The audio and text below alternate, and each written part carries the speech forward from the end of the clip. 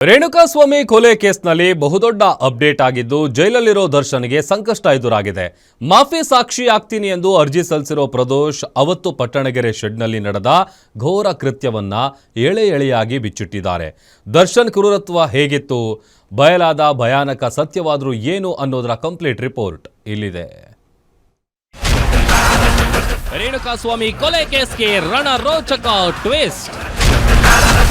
ಪಟ್ಟಣಗೆರೆ ಶೆಡ್ನಲ್ಲಿನ ಕ್ರೂರತ್ವ ಬಿಚ್ಚಿಟ್ಟ ದಾಸನ ದೋಸ್ತಿ.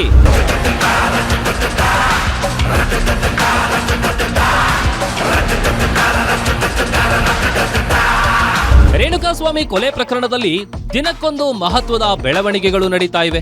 ದರ್ಶನ್ ಆಪ್ತನಾಗಿದ್ದ ಪ್ರದೋಷ್ ಪ್ರಕರಣದ ಪೂರ್ಣ ಮಾಹಿತಿಯನ್ನ ಕೋರ್ಟ್ ಎದುರು ಹಂಚಿಕೊಳ್ಳೋದಾಗಿ ಹೇಳಿ ತಮ್ಮನ್ನ ಮಾಫಿ ಸಾಕ್ಷಿಯನ್ನಾಗಿ ಪರಿಗಣಿಸುವಂತೆ ನ್ಯಾಯಾಲಯಕ್ಕೆ ಅರ್ಜಿ ಸಲ್ಲಿಸಿದ್ದು, ಅರ್ಜಿಯಲ್ಲಿ ಅಂದು ಪಟ್ಟಣಗೆರೆ ಶೆಡ್ನಲ್ಲಿ ನಡೆದ ಘೋರ ಘಟನೆಯನ್ನ ಎಳೆಯಾಗಿ ವಿವರಿಸಿದ್ದಾನೆ.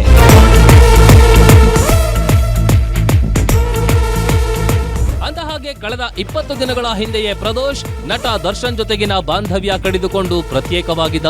ಜೈಲಿನಲ್ಲಿದ್ಕೊಂಡೇ ತನ್ನ ವಕೀಲರ ಜೊತೆ ನಿರಂತರ ಚರ್ಚೆ ನಡೆಸಿ ಮಾಫಿ ಸಾಕ್ಷಿಯಾಗುವ ಮಾಸ್ಟರ್ ಪ್ಲಾನ್ ರೂಪಿಸಿದ್ದಾನೆ. ಯಾವಾಗ ಪ್ರದೋಷ್ ಇದ್ದಕ್ಕಿದ್ದಂತೆ ಯೂಟರ್ನ್ ಹೊಡೆದ್ನೋ ಅಂದಿನಿಂದ ಜೈಲಿನಲ್ಲಿರೋ ನಟ ದರ್ಶನ್ ತೀವ್ರ ಆತಂಕಕ್ಕೆ ಒಳಗಾಗಿದ್ದಾರೆ ಎನ್ನಲಾಗಿದೆ.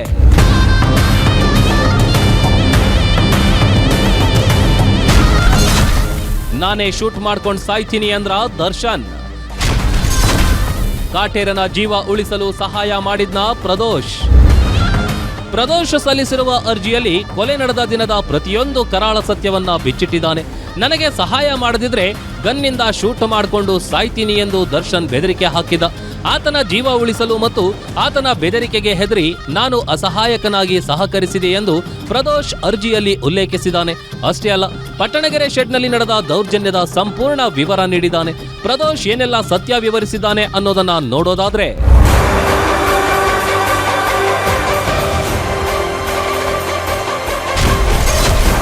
ರೇಣುಕಾಸ್ವಾಮಿ ಮೇಲೆ ಹಲ್ಲೆ ಮಾಡಿದ ಘಟನಾ ಸ್ಥಳದಲ್ಲಿ ನಾನೂ ಇದ್ದೆ. ರೇಣುಕಾಸ್ವಾಮಿ ಮೇಲಿನ ಹಲ್ಲೆಯನ್ನ ತಡೆಯಲು ತುಂಬಾ ಪ್ರಯತ್ನ ಪಟ್ಟಿದ್ದೆ. ದರ್ಶನ್ ತನಗೆ ಬೆದರಿಕೆ ಹಾಕಿದ್ರಿಂದ ತಾನು ಅಸಹಾಯಕನಾಗಿ ನಿಂತಿದ್ದೆ. ರೇಣುಕಾಸ್ವಾಮಿ ಪವಿತ್ರ ಗೌಡಗೆ ಅಶ್ಲೀಲ ಸಂದೇಶ ಫೋಟೋ ಕಳಿಸಿದ್ದ. ವಿಷಯ ತಿಳಿದು ದರ್ಶನ್ ಸಿಕ್ಕಾಪಟ್ಟೆ ಕೋಪಗೊಂಡಿದ್ರು. ಪಟ್ಟಣಗೆರೆ ಶೆಡ್ನಲ್ಲಿ ದರ್ಶನ್ ರೇಣುಕಾಸ್ವಾಮಿಗೆ ಕೆಟ್ಟದಾಗಿ ಬೈದ್ರು, ಹೊಡೆದ್ರು. ಪವಿತ್ರ ಗೌಡ ಕೈಯಲ್ಲೂ ಚಪ್ಪಲಿಯಿಂದ ಹೊಡೆಸಿದ್ದೇ ದರ್ಶನ್. ಇದಾದ ಬಳಿಕ ನಂದೀಶ್, ಪವನ್, ನಾಗರಾಜ್ ಮೂವರು ಸೇರಿ ನೈಲಾನ್ ಹಗ್ಗ ಹಾಗೂ ಮರದ ಕಟ್ಟಿಗೆಗಳಿಂದ ಹಲ್ಲೆ ಮಾಡಿದ್ರು. ದರ್ಶನ್ ಕೂಡ ನೈಲಾನ್ ಹಗ್ಗದಿಂದ 3-4 ಬಾರಿ ಹೊಡೆದಿದ್ದ. ದರ್ಶನ್ ರೇಣುಕಾಸ್ವಾಮಿಯ ಕತ್ತಿನ ಭಾಗ ಮತ್ತು ಎದೆಗೆ ಕಾಲಿನಿಂದ ಒದ್ರು. ರೇಣುಕಾಸ್ವಾಮಿ ಎದೆ ಮೇಲೆ ನಿಂತು ಸಿಗರೆಟ್ನಿಂದ ಸುಟ್ರು. ಈ ವೇಳೆ ನಾನು ದರ್ಶನ್ಗೆ ಬೇಡ ಅಂತ ತಡೆಯಲು ಹೋಗಿದ್ದೆ. ಆ ಬಳಿಕ ದರ್ಶನ್ನನ್ನು ನಾನು ಪಕ್ಕಕ್ಕೆ ಕರ್ಕೊಂಡು ಹೋದೆ.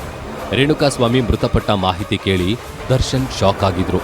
ಈ ನಡುವೆ ನಾಗರಾಜ್ಗೆ 5 ಲಕ್ಷ, ವಿನಯ್ಗೆ 10 ಲಕ್ಷ ಕೊಟ್ಟು ಸಾಕ್ಷಿ ನಾಶಕ್ಕೆ ಪ್ಲಾನ್ ಮಾಡಿದ್ರು. ರಾಘವೇಂದ್ರ, ಕಾರ್ತಿಕ್, ನಿಖಿಲ್, ಕೇಶವಮೂರ್ತಿಗೆ ಶರಣಾಗುವಂತೆ ಹೇಳಿದ್ರು.